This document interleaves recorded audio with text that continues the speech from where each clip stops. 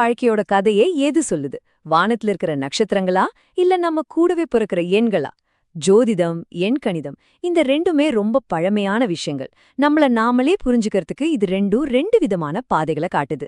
வாங்க அந்த பாதைகள்ல கொஞ்சம் பயணம் செஞ்சு பாப்போம். பாருங்க, இந்த கேள்விதான் நம்ம முழு உரையாடலோட மையப்புள்ளி. ஒன்னு, வானத்துல சுத்தி வர்ற கிரகங்களை வச்சு நம்ம எதிர்காலத்தை கணிக்குது. இன்னொன்னு, நம்ம பிறக்கும்போதே நம்ம கூடவே வர்ற எண்களை வச்சு நம்ம குணத்தை தீர்மானிக்குது. அப்போ இதுல எது உங்க உண்மை கதையை சொல்லுதுன்னு நினைக்கிறீங்க? சரி, இந்த ரெண்டுக்கும் இருக்கிற ஒரு முக்கியமான வித்தியாசம் என்னன்னு பாப்போமா? இப்போ ஜோதிடம் எடுத்துக்கிட்டீங்கன்னா அது வானம் மாதிரி எப்பவும் மாறிக்கிட்டே இருக்கும். இன்னைக்கு கிரகங்கள் ஒரு இடத்துல இருக்கும், நாளைக்கு வேற இடத்துல இருக்கும். அதனால பலன்களும் மாறும். ஆனா நியூமராலஜி அப்படி இல்ல. அது உங்களோட பிறந்த தேதி மாதிரி ரொம்ப ஸ்டேபிள். ஒரு தடவை முடிவு பண்ணிட்டா அது மாறவே மாறாது. அது ஒரு நிலையான புதிர் மாதிரி. இந்த ஒப்பீடு எவ்வளவு அழகா இருக்கு பாத்தீங்களா? ஜோதிடத்தை நாம ஒரு காஸ்மிக் வெதர் ரிப்போர்ட்னு சொல்லலாம். இன்னைக்கு வானிலை எப்படி இருக்கும், நாளைக்கு மழை வருமானு சொல்ற மாதிரி, இன்னைக்கு கிரகநிலை எப்படி இருக்கு, நாளைக்கு எப்படி மாறும்னு சொல்றது. ஆனா எண்கணிதம் அப்படி இல்ல. அது ஒரு அழகான டிசைன் மாதிரி. உங்க பேரு, உங்க பிறந்த தேதியில இருக்கிற ஒவ்வொரு எண்ணும் அந்த டிசைனோட ஒரு முக்கியமான காலத்தால் அழியாத ஒரு பகுதி.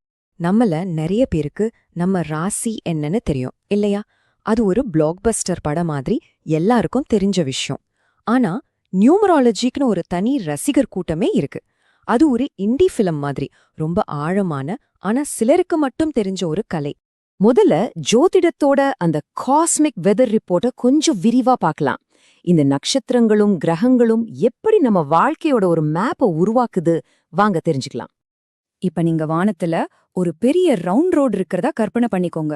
சூரியன், சந்திரன், மத்த எல்லா கிரகங்களும் அந்த ரோட்ல தான் பயணம் பண்ணுது. இந்த 360 டிகிரி வட்டம் தான் மேற்கத்திய ஜோதிடத்தோட அடிப்படை வரைபடம். இதுதான் நாம இராசி மண்டலம்னு சொல்றோம்.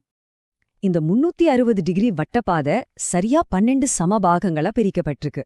அதுதான் நம்ம எல்லாருக்கும் தெரிஞ்ச 12 ராசிகள். நீங்க இந்த டேபிள்ல பாக்குற மாதிரி ஒவ்வொரு ராசிக்கும் ஒரு தனி மூலகம் இருக்கு.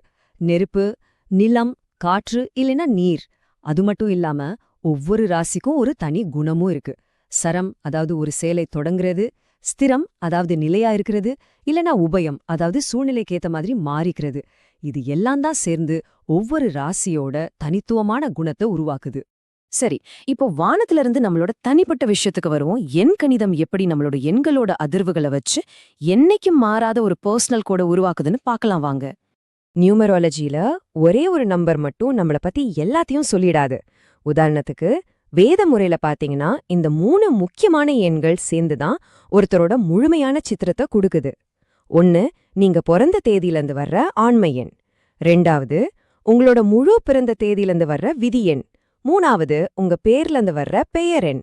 சரி, இது சும்மா பேசிட்டு இருந்தா எப்படி?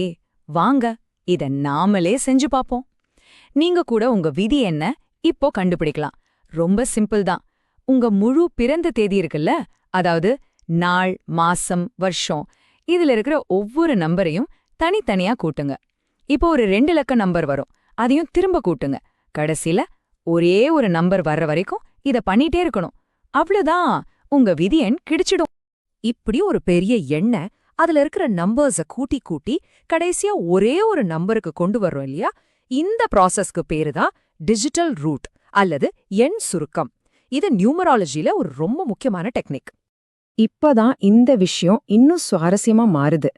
வேத எண் கணிதம் மாதிரியான சில முறைகள் என்ன பண்ணுதுன்னா, இந்த எண்களை நேரா கிரகங்களோட இணைக்குது. இதுதான் எண் கணிதத்தையும் ஜோதிடத்தையும் ஒன்னா சேர்க்கிற ஒரு புள்ளி. வேத முறையில 1லிருந்து 9 வரைக்குமான ஒவ்வொரு எண்ணுக்கும் ஒரு குறிப்பிட்ட கிரகத்தோட சக்தி இருக்குன்னு நம்புறாங்க. இதுல சூரியன், சந்திரன் மாதிரியான உண்மையான கிரகங்கள் மட்டும் இல்ல, ராகு கேதுன்னு சொல்ற நிழல் கிரகங்களும் அடங்கும். இந்த ராகு கேது தான் நம்மளோட கர்ம வினைகளை குறிக்குதுன்னு ஒரு நம்பிக்கை இருக்கு.